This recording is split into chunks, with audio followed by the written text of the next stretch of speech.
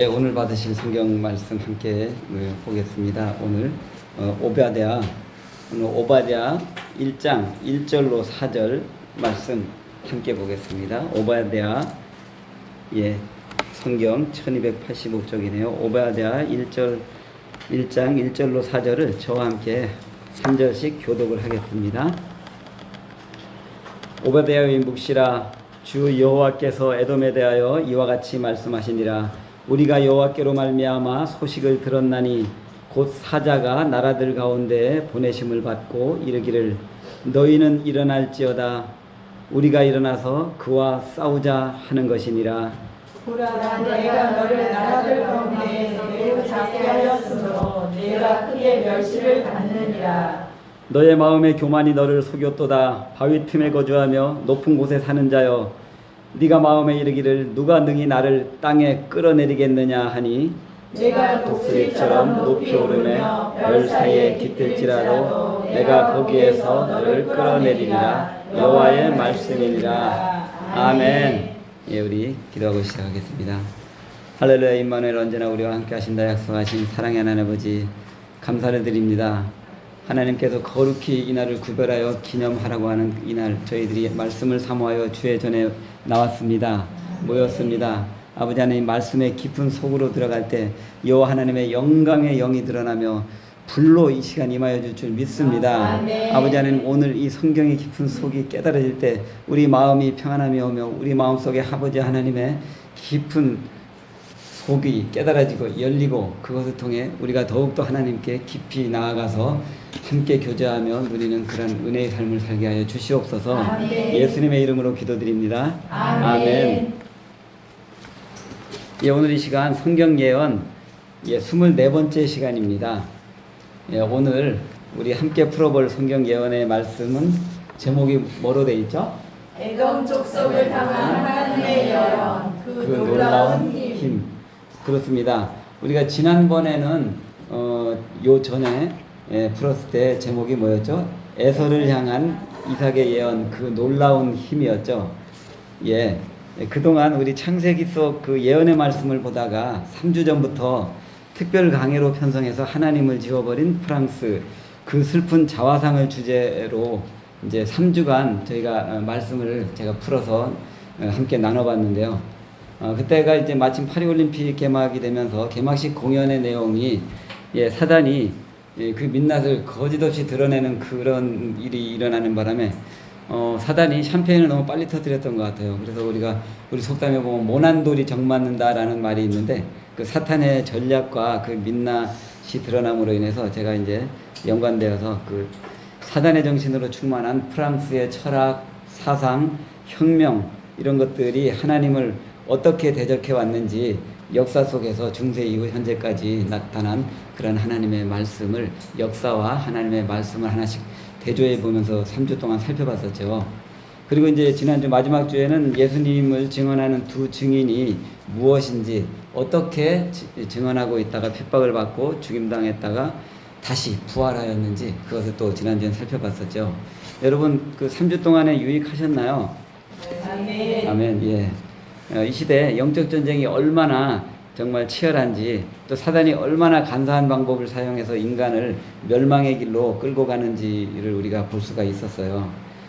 오늘은 다시 이제 3주 전으로 돌아갑니다. 창세기 속 예언의 말씀을 보는 그 시간으로 다시 돌아가 보겠습니다. 그래서 3주 전에 우리가 했던 제목이 에서를 향한 이삭의 예언, 그 놀라운 힘이었는데, 어떻게 보면 그 두 번째 시간이기도 하면서 이제 에돔을 향한 하나님의 예언, 그 놀라운 힘입니다. 에서를 향한 이삭의 예언이 지난번에 어떻게 진행돼서 풀어지고 얼마나 놀라운 힘을 발휘했는지를 봤는데, 그 에서의 그 예언이 끝난 그 시점, 그 시점에서 어떻게 되었는지 다시 하나님의 예언의 말씀들이 선지자들 입을 통해서 달리면서 에돔 족속을 향한 운명이 또 계속 이어지는 것을 이제 이 시간 우리가 볼 수 있을 것입니다. 에돔 족속으로 들어가기 전에 우리가 이제 그 전에 했던 에서의 이야기를 한번 또 복습해 보면서 연속해서 내용을 들어가 보도록 하겠습니다. 그때 어땠나? 이삭의 이제 눈이 침침해지면서 노화가 왔죠. 그래서 이제 이삭이 두 아들을 불렀죠. 그래서 두 아들을 불러서 축복의 말, 축복의 예언을 하겠다라고 그렇게 했었죠. 그래서 이제 이삭은 어땠죠? 먼저 누구를 아들 중에 누구를 먼저 불렀죠? 그렇죠. 큰아들 에서를 먼저 불렀죠. 예, 이삭은 그 늠름하고 씩씩하고 용맹스러웠던 큰아들 에서에게 많은 축복을 주기 위해서 먼저 기회를 줬습니다. 뭘 준비해가지고 내게로 오라라고 아버지 이삭이 얘기했는데 뭘 준비해서 오라고 그랬을까요? 예? 별미. 그렇습니다. 별미 딱 두 글자네요. 저는 뭐 무슨 요리 난 5글자를 얘기할 텐데 별미 말씀은 딱 두 글자네요. 별미를 준비해서 내게 오라 그러면 많은 축복을 주겠다라고 그렇게 얘기했습니다. 그래서 이제 에서가 사냥을 해서 짐승의 고기를 잡아 별미를 해가지고 오라 그런 뜻이었죠. 그런데 이게 뜻대로 그렇게 진행됐을까요? 아니요. 안 됐죠. 왜 그렇게 안 됐을까요? 인생이 내 맘대로 안 되는 거. 아, 그렇죠. 인생은 참 내 마음대로 안 되는 그것이 적용이 되는 게 맞습니다. 그렇게 명확하게 얘기를 했는데도 뭔가 무슨 다른 상황이 있었어요. 뭐가 있었을까요? 이삭의 아내 또 그 야곱의 엄마, 에서의 엄마인 리브가가 그 장남에게 하는 말을 엿들었습니다. 그래서 평소 사랑하는 둘째 아들 야곱을 불러서 뭔가 작업을 했었죠. 무슨 작업을 했을까요? 바꿔치기. 바꿔치기. 맞습니다. 바꿔치기. 와, 나는 12글자 정도 될 줄 알았더니 바꿔치기 4글자로 딱 요약을 해주시네. 요약의 명수들입니다. 우리 일주 원어님들은. 에서의 축복 가로채기 프로젝트. 저는 이렇게 이제 메모를 해놨는데, 또 덧줄이니까 바꿔치기. 예, 에서의 축복 가로채기 프로젝트였습니다. 예, 야곱의 몸에 짐승털을 갖다 붙여가지고 그 에서처럼 분장을 하고 또 어떻게 또 집에서 기르던 어린 염소를 잡아서 그 리브가가 염소 요리를 해서 둘째 아들 손에 쥐어줘서 아빠 방으로 들어가라라고 그렇게 했었죠. 이것은 성공했을까요? 못했을까요? 또 이것은 또 성공을 했습니다. 예, 그렇습니다. 에서에게로 갈 이삭의 축복이 야곱에게로 다 넘어왔습니다. 어떤 게 넘어왔는지 한번 보겠습니다. 창세기 27장 한번 보겠습니다. 27장 28절이 이제 가로채인 이 야곱의 축복인데요. 창세기 27장 28절 한번 우리 함께 합독하겠습니다. 하나님은 하늘의 이슬과 땅의 기름짐이며 풍성한 곡식과 포도주를 내게 주기를 원하노라. 예, 그리고 또 29절 보니까 만민이 너를 섬기고 열국이 너에게 굴복하리니 네가 형제들의 주가 되고 내 어머니의 아들들이 내게 굴복하며 너를 저주하는 자는 저주를 받고 너를 축복하는 자는 복을 받기를 원하노라 라고 그렇게 했었죠. 예, 그렇습니다. 여기까지는 아주 좋습니다. 그런데 문제는 이제 그 후에 후폭풍이죠. 후폭풍. 뒷감당이라고도 하죠. 예, 후폭풍이 남아 있었습니다. 에서가 자기 복을 야곱에게 빼앗긴 것을 알았을 때 가만히 있을까요? 아니죠. 가만히 있지 않았죠. 우리말로 흔한 말로 사단이 났었죠. 예, 사단이 났습니다. 정말로. 짐승을 사냥해서 멋진 요리를 만들어서 아버지 이삭에게 갖고 들어갔다가 에서가 깜짝 놀라서 털썩 주저앉습니다. 아버지가 말했었죠. 넌 누구냐? 내가 너한테 복을 다 주지 않았느냐? 라고 말했습니다. 아버지 언제요? 제가 언제 저한테 무슨 축복을 주셨어요? 그제서야 이삭도 에서도 모두 야곱에게 속은 것을 깨닫게 됩니다. 예, 그리고 나서 에서는 어떤 반응을 보였을까요? 저에게도 축복하소서 하는데 그냥 웃으면서 편안하게 얘기했을까요? 예, 울고 불고, 예, 그냥 통곡하면서 얘기했죠. 울면서 내게도 복을 주소서라고 이제 막 그렇게 매달리게 되었죠. 아버지 이삭은 어땠을까요? 매우 난감해졌죠. 그래, 너에게도 축복을 할 테니 이리로 가까이 오라라고 말을 합니다. 그러나 이삭은 알게 됩니다.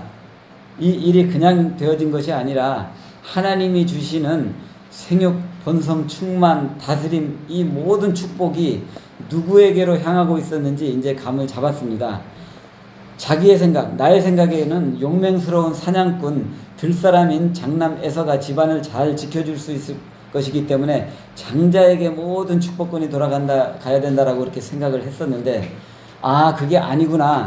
하나님의 마음은 들에 거하는 사람, 에서가 아닌 장막에 거하는 사람, 야곱에게 계시는구나라고 그렇게 깨닫게 되었던 것이죠. 하나님의 눈동자 속에서 에서가 아닌 야곱이 들어가 있구나 하는 것을 이제 알게 된 것입니다. 내게도 축복하소서, 내게도 축복하소서 통곡하는 에서를 불러서 이삭이 이제 어떤 축복을 하는지 우리 또 한번 보겠습니다. 이것은 창세기 27장 39절에서 40절에 나와 있죠. 창세기 27장 39절로 40절 함께 합독하겠습니다. 시작. 그 아버지 이삭이 그에게 대답하여 이르되 내 주소는 땅의 기름짐에서 멀리 내리는 하늘 이슬과 멀 것이며 너는 칼을 믿고 생활하겠고 내 아우를 섬길 것이며 내가 매임을 벗을 때에는 그 멍에를 내 목에서 떨쳐버리리라 하였더라. 예, 그렇습니다. 이 축복인가요? 아무리 봐도 축복 같지가 않네요. 아무리 좋게 해석해 보아도 축복보다는 그 반대에 가까운 것 같아요. 이삭이 무심코 입술에서 나온 말을 그냥 툭 하고 전했을 것입니다. 그런데 이것을 뭐라 그럴까요? 이것을 바로 예언이라고 합니다. 지난번에도 말씀드렸듯이 성경에서 말하는 예언이란 내가 머릿속에 상상하고 준비해서 정리해서 논리적으로 만들어서 말을 하는 것이 예언일까요? 그렇지 않습니다. 예언의 예자는 미리 예자로 세상 사람들은 보지만 성경 속에서 하나님이 주시는 예언은 저장하는 그런 예자입니다. 하나님이 주시는 말이 그 사람의 속으로 들어가서 입술을 통해서 툭 하고 나오는 것이 예언입니다. 그래서 성경의 예언자, 선지자는 전달자입니다. 이삭이 에서에게 한 말은 하나님의 말을 전달한 예언이었던 것입니다. 시간이 흘러가면서 이 이삭의 예언은 놀라우리만큼 정확하게 성취가 됩니다. 조금 전에 우리 함께 보았던 이삭의 그 예언은 요약하면 그렇죠. 너는 여기 우리 칠판에서도 썼죠. 보실까요? 에서의 예언에서 1, 2, 3, 4 했죠. 땅은 어떻습니까? 땅은 기름짐에서 멀다. 옥토일까요? 박토, 맹지가 되겠죠. 또 두 번째로 하늘 이슬에서 어떻습니까? 멀다, 멀 것이다. 하늘 이슬에서 멀다는 것은 뭘까요? 이슬, 비가 내린다는 걸까요? 아니죠. 늦은 비와 이른 비가 내려와 절기에 맞춰 농사도 짓고 제를 드리고 할 텐데 하늘 이슬에서도 멀다 그런 뜻이죠. 그렇다면은 그곳은 땅이 어떨 것인가 우리가 알 수 있죠. 그 다음에 또 무엇을 믿으며 산다 그랬죠? 칼을 믿으며 살 것이다. 그러면 이것은 말씀을 의지하는 것이 아니고 힘을 의지하는 것이 되겠죠. 그 다음에 또 나오는 것이 누굴 섬긴다 그랬죠? 너의 아우를 섬긴다라고 되어 있죠. 이것은 정말 자유하는 그 하나님의 종이 아니라 뭔가에 눌리고 매이고 묶여있는 멍에를 짊어진 그런 모습이죠. 이것이 언제까지 된다고 예언에 나와 있었을까요? 죽을 때. 거기에 보면은 내가 그렇죠. 너의 목에서 매임을 벗을 때는 노임을 얻을 것이다. 매임과 노임. 매임은 묶이는 것이고 노임은 풀리는 것이고 매임은 목에서 풀어질 때 그때서야 비로소 너는 노임을 받을 것이다 라는 그러한 것이 이 아버지 이삭의 예언 속에 그렇게 이제 들어 있었던 것이죠. 어떻게 성취되었을까요? 나중에 이제 아버지 이삭이 죽은 후에 에서는 그 가족들을 데리고 아브라함과 이삭이 살고 있고 또 동생과 함께 살았던 가나안을 지켰을까요? 떠나갔을까요? 떠나갔죠. 떠나갔습니다. 그래서 이제 분가를 해서 나오는데 내려가서 나무로 가다가 하필이면 가나안 아래 남쪽 지역에 가서 어디인가에서 멈췄습니까? 그것이 어디였을까요? 에돔입니다. 이제 에돔이라 이름 붙인 곳인데 그 원래 지명이 이제 세일산이라고 하는 그 산 인근 지역입니다. 그곳은 지금의 이스라엘 남쪽 사해바다 주변과 현재 요르단이란 나라 사이의 산악지대입니다. 붉은 바위가 많아서 또 에돔이라는 이름이 붙었고 그 붉은 바위가 많은 곳에 정착했기 때문에 붉은 털과 살을 갖고 태어난 에서가 또 그곳에 정착을 했습니다. 에돔 족속의 땅이 되었습니다. 특이하게도 그 지역은 평평하고 비옥한 땅이 아닌 비탈지고 척박한 산지였죠. 요즘으로 말하면 맹지입니다. 또 그 맹지 사이사이에 있는 평지들도 그나마 대부분이 또 사막입니다. 그래서 이삭은 너의 주소는 땅의 기름짐과 거리가 먼 곳이며 또 그곳은 비가 거의 내리지 않기 때문에 늦은 비와 이른 비가 저를 따라 내려주지 않는 하늘이슬과도 멀리 떨어진 곳입니다. 그렇다면 왜 이렇게 험준한 산악지형을 택해서 터를 잡았을까요? 이게 말씀의 성취죠. 결론적으로 볼 땐. 그들은 그것도 뭐 관련이 다 있습니다. 그런 단어들이 하나님의 언약을 잡지 않았기 때문에 자기 종족을 지킬 힘은 어디에 있다고 봤을까요? 힘, 내가 지키는 힘, 내가 갖고 있는 칼. 그렇기 때문에 스스로 나를 지킬 수밖에 없다라는 그런 생각이 꽂혀 있었겠죠. 외부의 침략과 침입이 어려운, 그래서 비탈진 바위산을 찾아 터를 잡았고 늘 칼을 차고 칼로 무장하고 칼의 힘을 의지를 했던 것입니다. 그런데 이삭의 예언 중에 좀 특이한 것이 있었죠. 너는 칼을 믿고 살지만 내 아우를 섬길 것이다 인 것이죠. 용맹한 사냥꾼 에서가 얌전하고 조용한 동생 야곱의 후손을 섬길 것이다. 좀 이해가 좀 안 될 수 있죠. 이해가 안 됩니다. 힘센 용맹한 사냥꾼이 얌전하고 조용한 야곱을 섬길 것이다.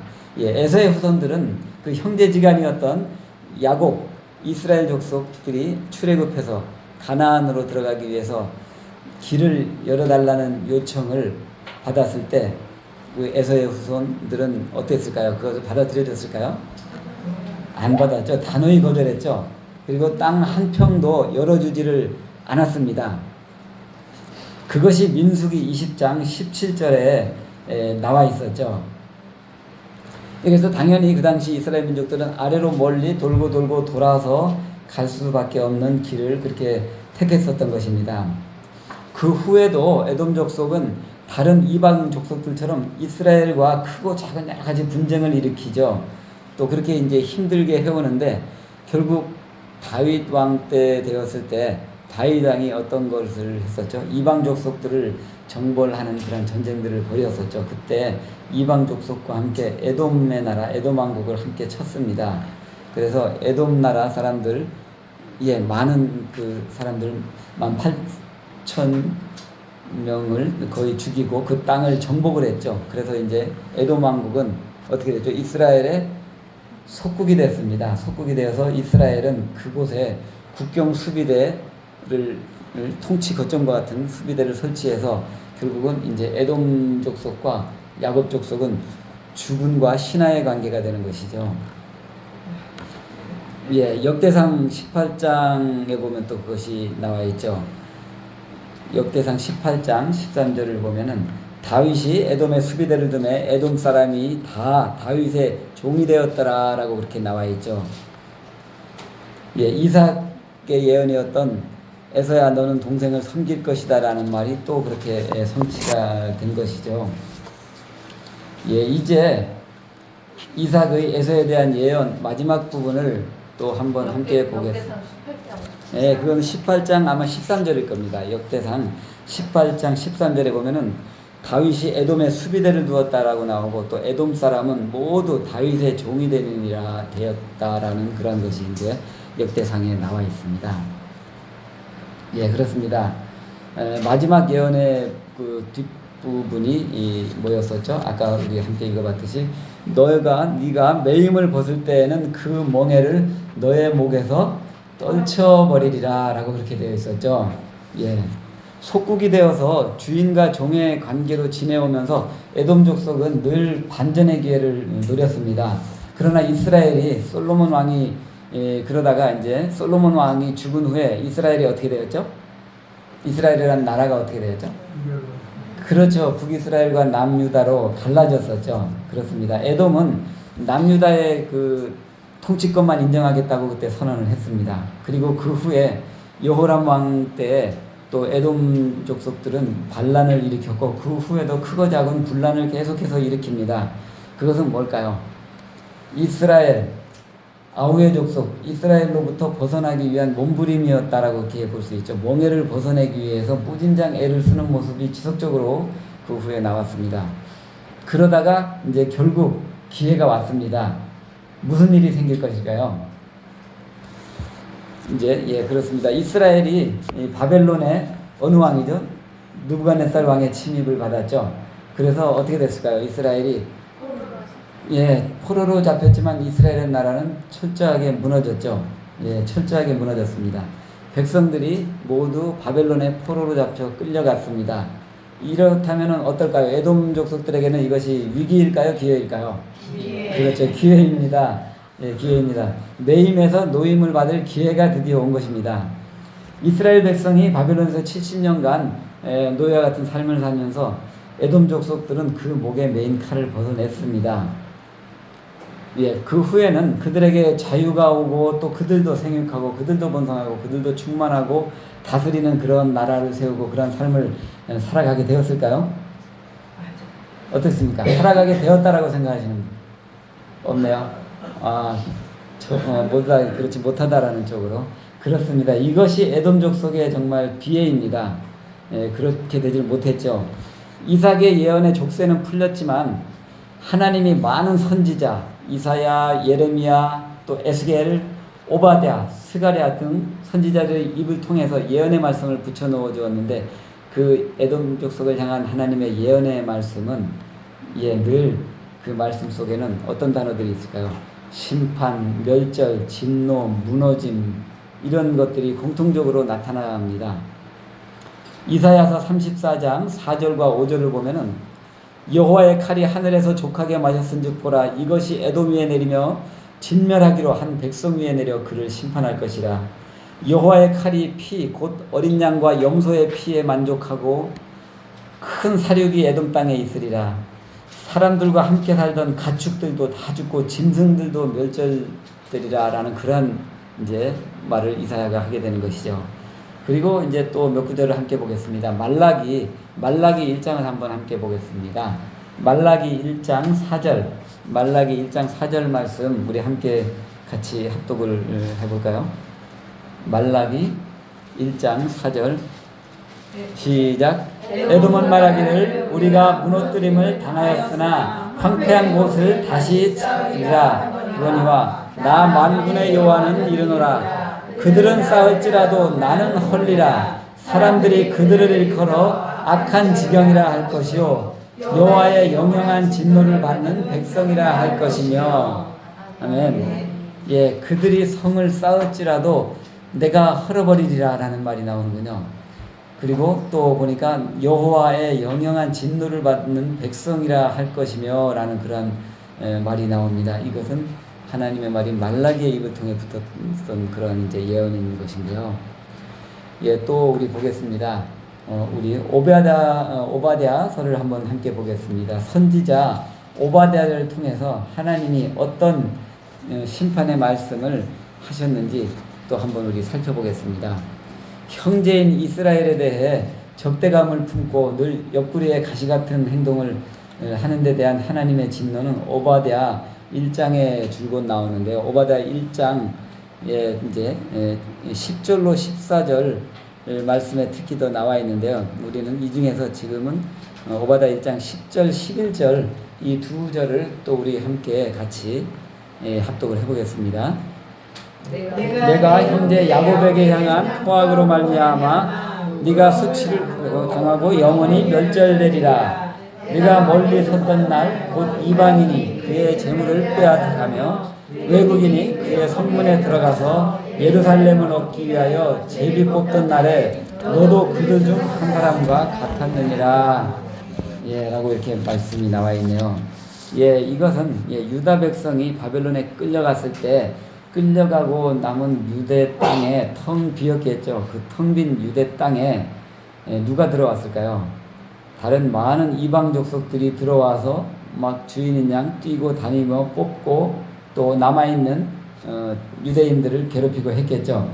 조롱하며 또 재물을 뺏고 약탈하고 할 때 그때 이방인들과 함께 형제인 에돔 족속이 함께 그곳에 들어가서 똑같이 그러한 것을 했던 것입니다. 그리고 이방인들과 함께 어울려서 손을 내밀어 제비 뽑자 하면서 제비 뽑아가지고 약탈해가고 하는 그런 것들을 에돔 족속은 형제 야곱 족속을 향해 했던 것입니다.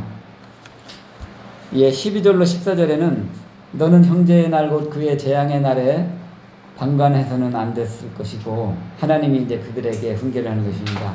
재앙의 날에 방관해서는 안 됐다. 그것을 기뻐해서는 안 됐다. 왜? 너는 형제이니까. 또 성문으로 들어가서는 안 되는 것이었다. 형제가 끌려고 간 그 성문 안에 왜 너희가 들어가서 제비뽑기를 하느냐. 그걸 그렇게 해서는 아니 되는 것이었다라고 하나님이 얘기를 하는 것입니다. 예, 그리고 또 나와 있죠. 우리 시편을 보겠습니다. 시편 137편에 우리 나와 있죠. 시편 137편 7절에도 예루살렘이 멸망하던 날을 기억하면서 에돔 족속을 치소서, 또 그런 이제 에돔 자손들이 하는 그런 말들이 7절에 나와 있습니다. 7절을 함께 읽어보시죠. 시작. 여호와여 예루살렘이 멸망하던 날을 기억하시고 에돔 자손을 치소서. 그들의 말이 헐어버리라 그 기초까지 헐어버리라 하였나이다. 아멘. 이렇게 증언을 하고 있는 것입니다. 좀 더 보겠습니다. 이제 예레미야에는 또 어떻게 나와 있는지 한번 보겠습니다. 예레미야 49장, 예레미야 49장 7절에서 22절에는 이제 또 많은 하나님의 말씀이 입에 붙어 있습니다. 드단과 대만 이런 것은 에돔 왕국의 주요 성읍이고 도시죠. 그것들이 폐허가 되고 주민들이 멸절이 되고 에돔이 받을 심판에 대해서 예고를 하고 있는 것입니다. 이 중에 우리가 7절, 8절, 9절, 10절을 한 구절씩 저와 교독을 해보겠습니다. 7절부터 10절까지. 에돔에 대한 말씀이라. 만군의 여호와께서 이와 같이 말씀하시되 대만에 다시는 지혜가 없게 되었느냐. 명철한 자에게 책략이 끊어졌느냐. 그들의 지혜가 없어졌느냐. 드단 주민아 돌이켜 도망할지어다. 깊은 곳에 숨을지어다. 내가 에서의 재난을 그에게 닥치게 하여 그를 벌받게 할 것이다. 포도를 거두는 자들이 내게 이르면 약간의 열매도 남기지 아니하겠고 밤에 도둑이 오면 그 욕심이 차기까지 멸하느니라. 그러나 내가 에서의 옷을 벗겨 그 숨은 곳이 드러나게 하였나니 그가 그 몸을 숨길 수 없을 것이라. 그 자손과 형제와 이웃이 멸망하였은즉 그가 없어졌느니라. 아멘. 이것은 에돔 족속의 긴 운명에 대한 말씀이기도 합니다. 이 예언 또한 정확히 성취가 되었죠. 그래서 BC 4세기에 나바테리아라는 종족이 있습니다. 나바테리아인들이 에돔을 쳐서 완전히 멸절을 시켰고 그 땅을 차지했습니다. 에돔 족속은 주변 다른 민족에게 흡수되면서 그들만의 고유한 정체성을 다 이제 잃어버리고 말죠.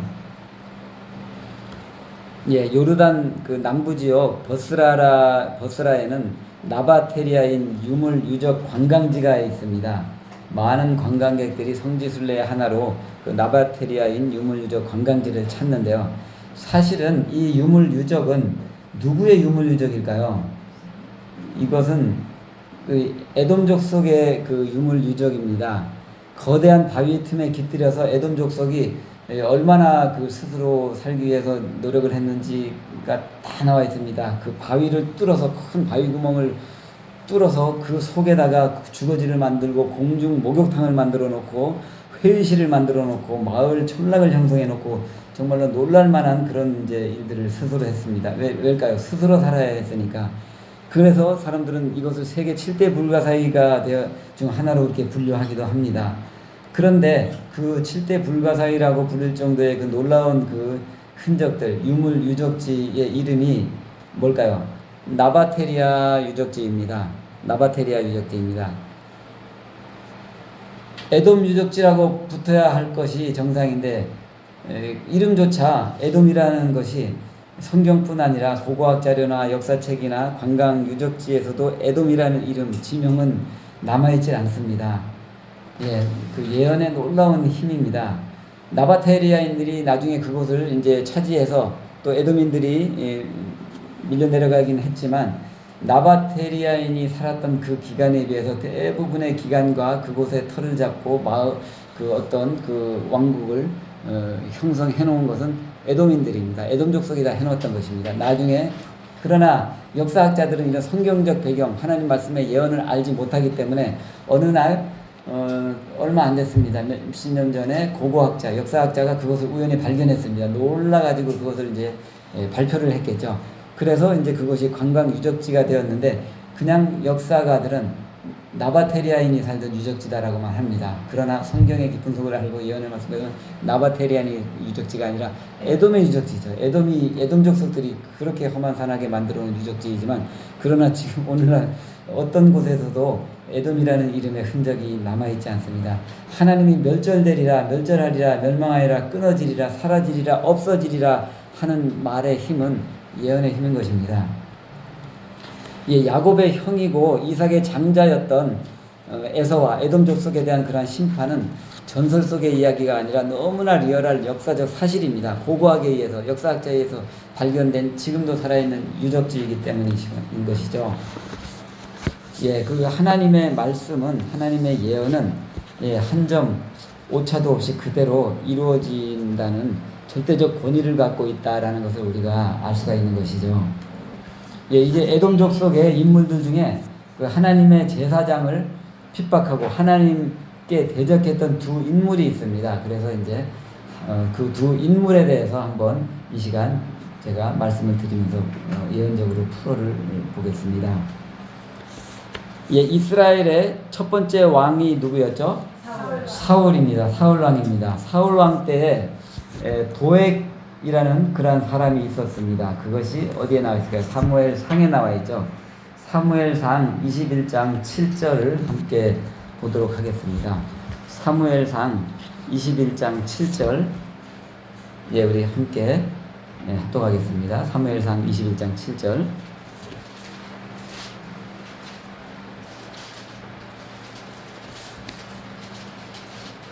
네, 21장 7절 시작.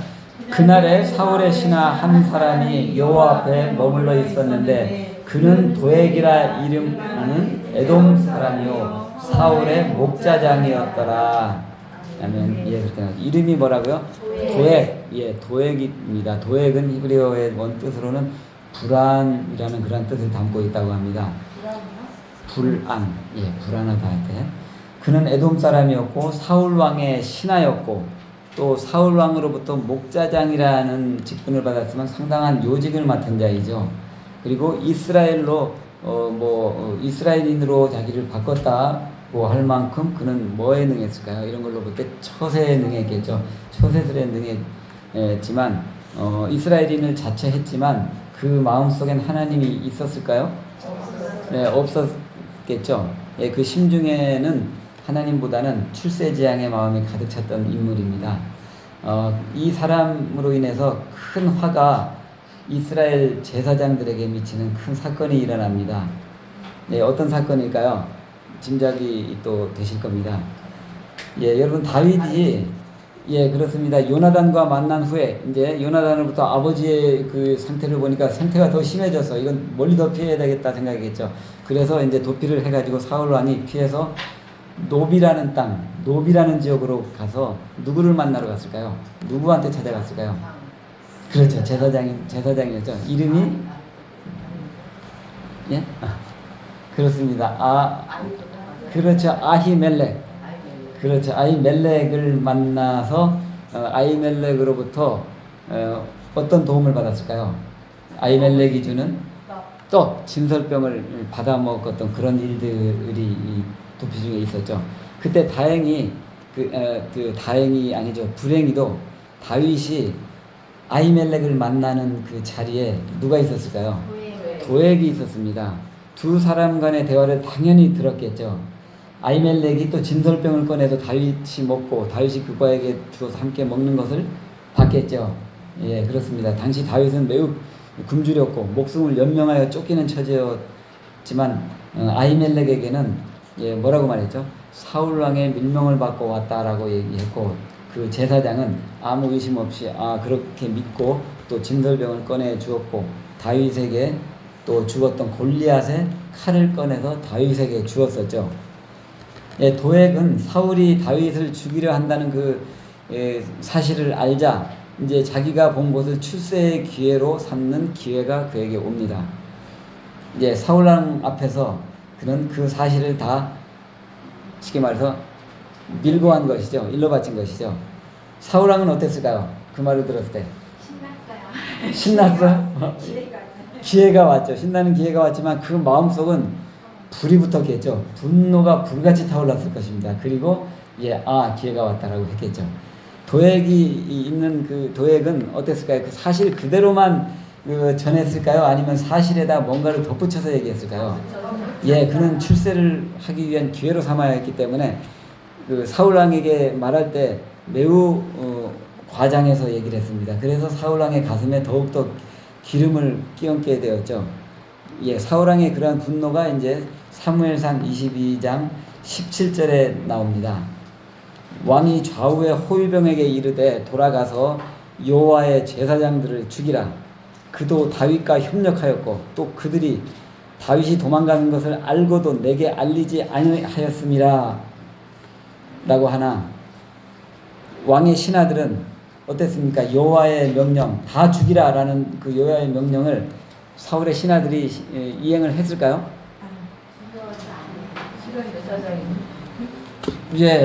매우 두렵죠. 왜 그랬을까요? 제사장이니까. 하나님이 세운 제사장들을 사울왕이 다 죽이라라고 했을 때 그 신하들은 멈칫 주저 흔들 하면서 실행을 하지 못하고 쭈뼛쭈뼛 뒷걸음질 쳤습니다. 너무나 당연하죠. 하나님의 신하가 하나님의 제사장을 죽이려고 칼을 들 수가 없겠죠. 이때 에돔 사람 도액이 이제 거의 이쯤 되면은 사울왕에게는 악신이 들려간다라고 볼 수 있겠죠. 도액이 나섰습니다. 도액이 용감하게 짠 하고 등장해서 제가 하겠습니다라고, 또 도액에게 맡겼을 때 제가 하겠습니다라고 자원을 했던 것이죠. 그래서 망설임 없이 칼을 들고 이제 칼춤을 추게 되는 것이죠. 한 번 죄짓기가 어렵습니다. 한 번 범죄하기가 어렵죠. 한 번 범죄하고 나면 그 선을 넘어서면은 그 다음에는 모든 것이 너무 쉽습니다. 마음도 편안해집니다. 왜 그럴까요? 사단이 생각 속에 심어주고 사단이 힘을 주고 권세를 주고 평안함을 주기 때문이죠. 그 후부터는 이제 도액은 매우 담대해졌습니다. 칼을 들고 세마포 제사장 에봇을 입은 하나님의 제사장 85명을 모두 다 칼로 쳐서 죽입니다. 죽이기만 했을까요? 죽였을 뿐더러 어떻게 됐죠? 마을마다 곳곳마다 찾아다니면서 제사장들과 관련된 성읍의 모든 남녀들, 자녀들, 자식들, 젖먹 있는 아기들, 또 가축들, 소와 나귀와 양들을 모두 칼로 쳤더라라고 성경에 나와 있습니다. 그렇습니다. 아히멜렉 제사장은 죽음을 받았죠. 죽음을 받았지만 성경 어디에도 자신을 위해 변명했다라고 그런 기록이 나와 있지 않습니다. 사울왕 앞에서 변명하여 목숨을 연명하는 것보다 하나님이 기름 부은 자 다윗에게 책임을 떠넘기며 해를 끼치기보다는 내가 이 죽음을 받겠다라는 그런 제사장의 직분을 감당했을 것입니다. 안타깝죠. 이랬을 때 다윗은 이 엄청난 비극적 사건을 어떻게 됐을까요? 알게 되었을까요? 그렇죠. 알게 되었죠. 모든 제사장과 그 가족들이 다 몰살당하는 가운데서 딱 한 명만이 살아남았습니다. 살아서 도망을 쳤습니다. 그 사람이 누구냐면 아히멜렉의 아들입니다. 아히멜렉의 아들이 유일하게 달아나서 다윗에게로 갔습니다. 그래서 그 모든 되어진 일들을 모두 다윗에게 알렸죠. 이랬을 때 다윗의 심정은 어땠을까요? 너무 고통스럽고 자책하며 괴로워하죠. 그때 그 괴로운 심정을 기록한 것이 시편에 나와 있습니다. 시편 52편이죠. 다윗은 도액의 잔인함과 그가 받게 될 죄악에 대해서 시편에서 고백을 하고 있습니다. 시편 52편 1절로부터 5절을 우리가 보도록 하겠습니다. 1절부터 5절에 보면 다윗의 심정이 다 나와 있죠. 포악한 자여, 네가 어찌하여 악한 계획을 스스로 자랑하는가? 그렇죠. 쭉 다 나와 있습니다. 네 혀가 심한 악을 꾀하여 날카로운 삭도같이 간사함을 행하였도다 라고 나와 있죠. 네가 선보다 악을 사랑하고 의를 말함보다 거짓을 사랑하였도다 라고 나와 있죠. 그리고 5절은 우리가 같이 한번 합독해 보겠습니다. 시편 52편 5절 시작. 그런즉 하나님이 영영이 너를 멸하시며 너를 취하여 너의 장막에서 뽑아내며 생명은 땅에서 내 뿌리를 빼시리로다. 예. 그리고 또 도액에 대해서도 다음과 같이 고백을 말을 하고 있습니다. 예언적 고백을 하는 것이죠. 7절을 또 우리가 같이 합독하겠습니다. 이 사람은 하나님을 자기 힘으로 삼지 아니하고 오직 그 재물의 풍부함을 의지하여 자기의 악으로 스스로 든든하게 하던 자라 하리라. 예, 그렇습니다. 이 그 시편에 이제 제가 이제 5절과 7절을 같이 합독을 했는데 이 두 구절이 특히 에돔족 속의 운명과 에돔인들의 그 성정을 그대로 드러낸 것이기 때문에 한번 같이 합독했습니다.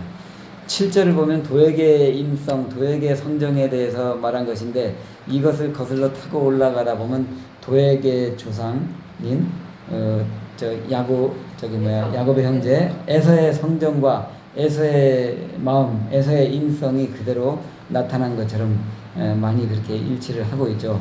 이 사람은 했을 때 도액이 아니라 에서에 적용해도 될 것 같습니다. 에서는 하나님을 자기 힘으로 삼지 아니하고 오직 그 재물의 풍부함을 의지하며 자기의 악으로 스스로 든든하게 하던 자라 하리로다 하면은 또 그대로 적용이 되겠죠. 그렇습니다. 에서와 그 후손 에돔족도 언약의 축복은 아니었지만 하나님으로부터 땅을 기업으로 받았고 또 생육하고 번성했습니다. 그러함에도 형제 족속인 야곱의 후손인 이스라엘 백성들에게는 언제나 냉담했고 또 비협조적이고 또 그 자손들 중에 도액과 같은 사건은 그들 에돔족 속의 그런 그 가는 길에 대한 축소판이다라고 그렇게 우리가 볼 수가 있는 것이죠. 하나님을 힘의 원천으로 삼지 않고 자기의 힘과 자기의 재물을 그렇게 의지해서 악을 베개 삼아 그렇게 스스로를 위로하며 산자라는 그러한 특성이 그대로 그렇게 이제 그들이 가는 길 속에 다 나와 있는 것이죠. 이러한 그 비극적인 사건, 슬픈 일을 겪었을 때 다윗은 8절과 9절을 통해서 다윗은 그러함에도 그런 상황 속에서도 다윗은 고백을 했던 것입니다. 오직 하나님을 의지하며 모든 원수의 계계를 하나님이 그 힘으로 갚아주실 것이다 라는 그러한 믿음의 고백을 하면서 슬픔을, 의분을 삭히고 삼았던 것이죠. 우리가 시편의 그 8절 한번 같이 교독하겠습니다. 그러나 나는 하나님의 집에 있는 푸른 감람나무 같으며 하나님의 인자하심을 영원히 의지하리로다. 주께서 이를 행하였으므로 내가 영원히 주께 감사하고 주의 이름이 선하심으로 주의 성도 앞에서 내가 주의 이름을 사모하리로다. 아멘. 예, 다윗은 어떠한 상황과 역경과 위기와 그런 상황에 몰렸을 때도 항상 시를 통해서 하나님께만 억울함과 분노와 모든 것을 호소하고 토로하였고 또 그 결론은 항상 하나님을 높이며 하나님께 영광 돌리며 하나님의 선하심을 의지해서 모든 것을 풀고 해결하려고 했습니다. 그렇습니다. 아들의 반란에 도주했을 때도 마찬가지였고 많은 그런 역경 속에서 또 사울왕의 그 추적을 피해서 다닐 때에도 늘 이 시편을 통해서 자신의 그러한 심정을 토로하고 마지막에는 하나님의 선하심을 의지하고 또 하나님 앞에서 모든 것을 맡기며 하나님께 영광을 돌리는 그런 고백을 했던 것이죠. 예, 그렇습니다. 예, 그리고 이제 두 인물을 제가 소개한다 그랬는데 이제 도액에 의해서 또 한 사람을 인물을 소개하겠습니다.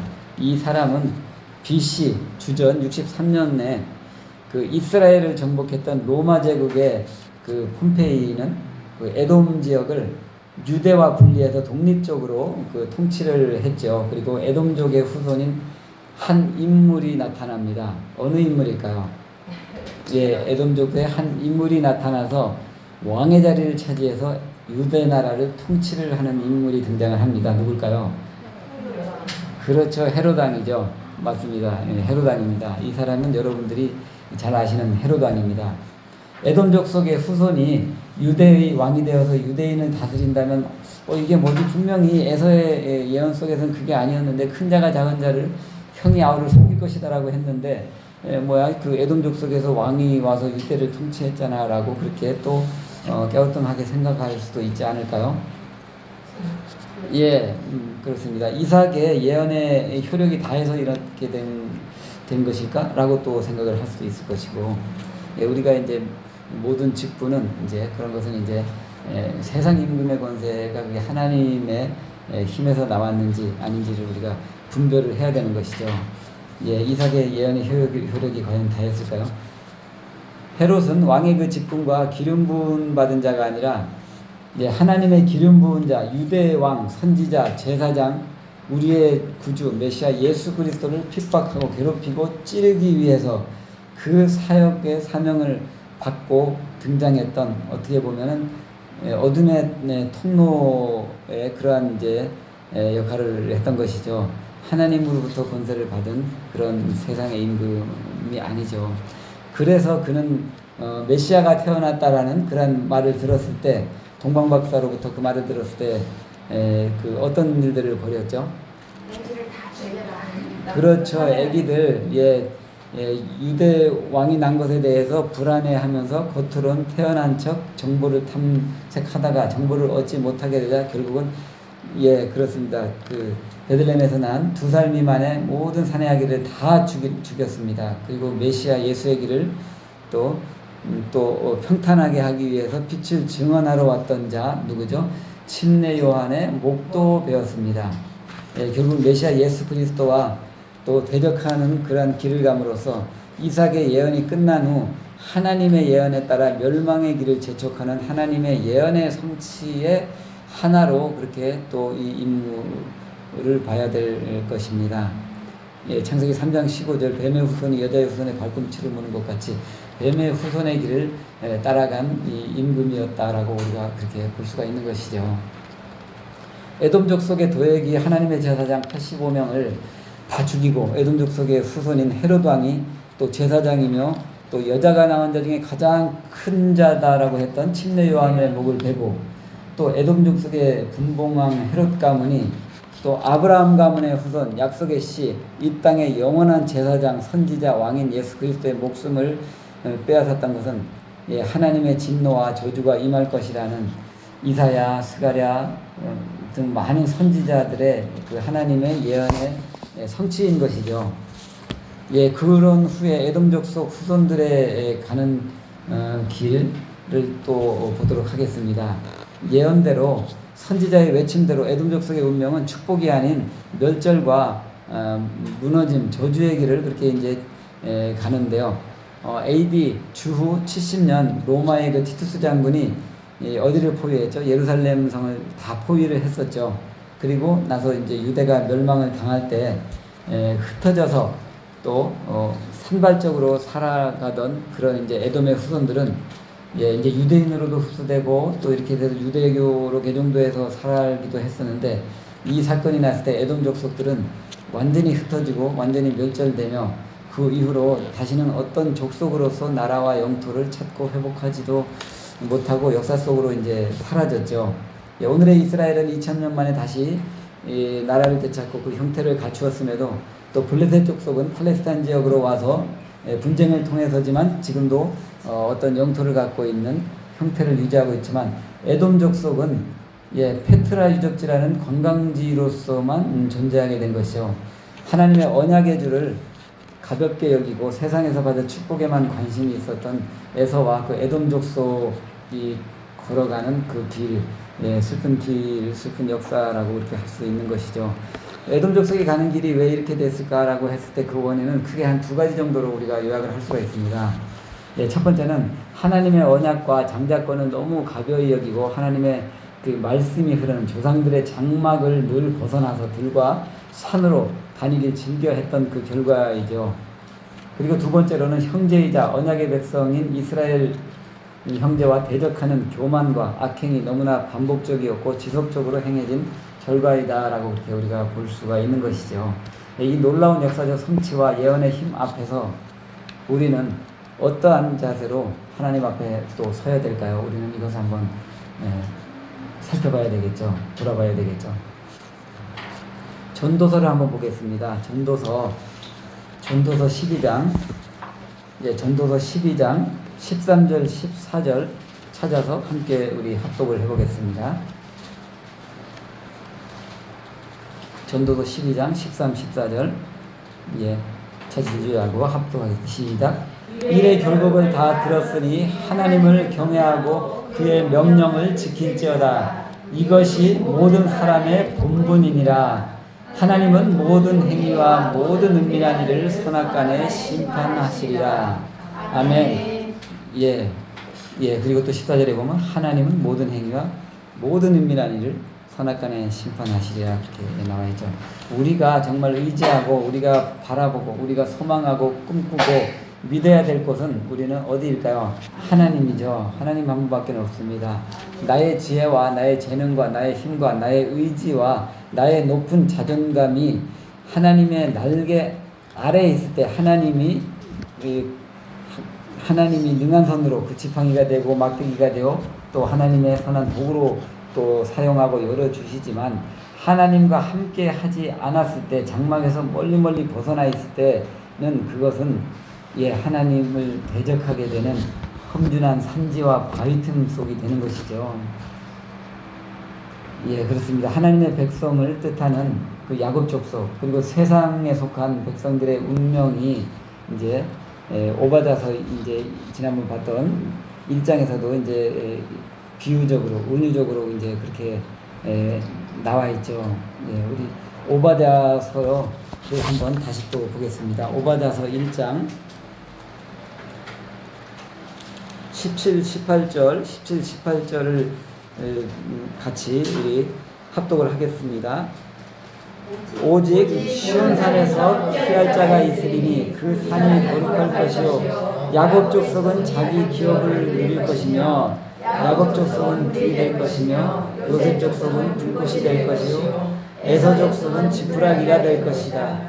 그들이 그들 위에서 붙어서 불사람일 것인즉 에서 족속에 남은 자가 없으니 여호와께서 말씀하시니라. 아멘. 그렇습니다. 이 두 구절은 야곱 족속과 에서 족속의 길에 대해서 이제 나와 있는 것인데요. 우리도 오늘을 사는 우리 모든 사람들도 둘 중에 하나입니다. 야곱 족속에 들어가든지 애굽 족속에 들어가든지 둘 중에 하나이죠. 우리가 야곱 족속에 들어간다면 자기의 기업을 누릴 것이죠. 그러나 또 그 에서의 에돔 족속에 들어갔을 때에는 어떻게 말씀했죠? 이 에서 족속은 네 글자로 나와 있네요. 지푸라기다라고 그렇게 이제 표현이 되어 있죠. 지푸라기가 된다라고 그렇게 표현이 되어 있습니다. 불꽃과 지푸라기는 너무나도 다르죠. 지푸라기는 불꽃에서 어떻게 될까요? 그냥 타서 없어지죠. 흔적도 없이 사라지는 것이죠. 그렇습니다. 우리가 정말 야곱에 속할 것인가, 야곱의 족속에 들어갈 것인가, 영의 이스라엘에 들어갈 것인가, 세상에 속해서 애굽의 길을, 에서의 길을 따라 들과 산으로 다니는 그러한 족속의 길을 속해서 살 것이냐는 지푸라기가 될 것이냐, 불꽃이 될 것이냐의 그런 차이로 우리의 운명은 나눠지는 것입니다. 그렇습니다. 성경의 예언은 이렇게 오차없이 성취되는 것을 볼 때 우리가 정말로 오늘날 이렇게 혼탁스럽고 또 혼잡하고 죄악이 난무하는 이러한 세상을 이길 힘은 하나님의 말씀밖에 없다는 것을 우리가 다시 한번 각인을 하게 되는 것이죠. 에서의 길이 아닌 이스라엘 길을 따라 언약의 자녀로 살아가는 저와 우리 모든 시온의 대로 성도님들, 원우님들 되시기를 예수님의 이름으로 축원드립니다. 아멘. 기도하겠습니다. 할렐루야. 임마누엘 사랑의 하나님 아버지 감사합니다. 오늘도 하나님이 주신 예언의 깊은 세계 속으로 들어가 우리를 향한 하나님의 구원의 섭리를 깨닫고 더욱더 깊이 알게 하시니 감사를 드립니다. 아브라함과 이삭의 자손이요 장자로 태어난 야곱의 형 에서가 왜 그토록 하나님의 눈 밖으로 나서 하나님의 진노 속에 멸절되고 사라질 수밖에 없었는지를 우리가 봤습니다.